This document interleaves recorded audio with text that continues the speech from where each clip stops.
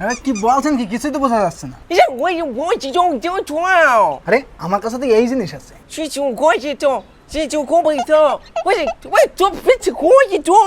আরে এবার করেন আপনার চ্যাংচুং।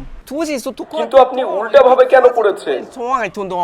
ও এই ব্যাপার তাহলে।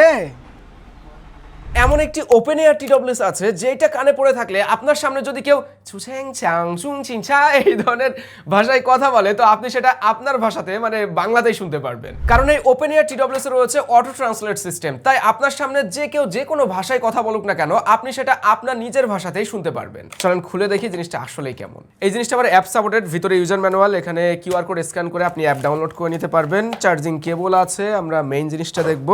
কেসটা তো দেখতে বেশ বড় সড়ই মনে হচ্ছে, খুলে দেখি। টেক্সচারটা দারুণ, অনেকটা লেদারের মতো লাগছে, খসখসে টাইপের ফ্রস্টেড। কেসটা এত বড় হওয়ার পিছনে মেইন কারণ হলো এটা একটা ওপেন এয়ার ইয়ারবাডস, যেটা সম্পর্কে আপনারা অনেকেই জানেন যে এই ধরনের বাডসগুলি কানের ভিতরে পড়তে হয় না।